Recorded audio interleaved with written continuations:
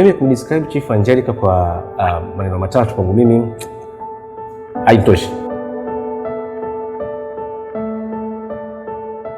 So how would I describe my CEO? It will be very strong as a lioness, inclusive person, resilient, bold, transformational. She loves flowers. She's smart and innovative. But I think the most important part of the whole of those is she knows her stuff.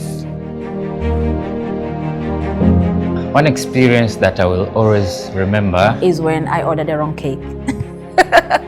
It was a very stressful situation that needed a lot of attention, and she was good, she was composed, and she went straight to the solution. Nakumbuka ilikuwa ni mwaka juzi, tulikuwa na target zimekuwa stretched sana, yani ukiangalia in realistic hatuwezi toboa, lakini nakumbuka kuna Ijumaa moja Chief alisimama pale mbele akasema it's not done until it's done. Disemba hiyo hapa inafika, target tuko tushazifikia. Ile sauti tu ikiclick, it's not done until it's done, it's not done until it's done.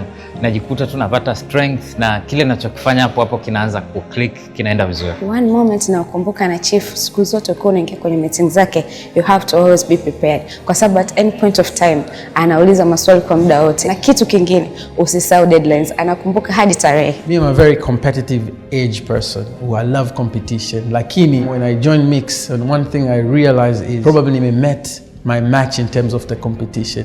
She doesn't care how small, how big it is. She would love to compete and she would love to win. Aliweza kutuweka pamoja na kuhakikisha kwamba tunatambua sisi ni nani kama wanawake. Nadhani mimi ndo mtu pekee ambaye inawezekana nilifanyiwa interview na Chief ya Kiswahili, and ilikuwa muda mfupi sana.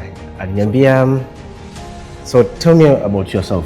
Nikamwambia, sorry madam, ukitaka kupata kitu kizuri kwa kwangu tuongee kwa Kiswahili, lakini mimi naamini yule unayemtafuta ndio mimi hapa mbele yako, hakuna mtu mwingine. Here I am today. Her ability to see other people just beyond being employee. She sets goals both professional and personal, and she made me very resilient and confident in my workplaces. Yani she's a leader ambaye anaweza kuchukua even a pen akakufundisha kwamba hapo umefanya vizuri, lakini here I think you can do this. Nadhani ni mwaka jana had issues, personal issues ambazo kuta zinani affect mimi personally. Na as always mimi waga ni mtu wa chini, wa kimya, no one knows the issues that I'm facing.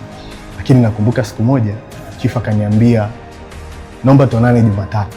Kumbe bana alikuwa anajua matatizo nayopitia, akaofa support, akaofa guidance, akaniambia bana kwenye hili kuna 1 2 3, lakini pia akanitia moyo, akaniambia these things do happen.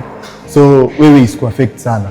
Thank you so much Chief, and happy birthday. Happy birthday Chief. So happy birthday Chief. Happy birthday Chief Angelica Pesha. Wishing her a very happy birthday to her. Happy birthday Madam CEO.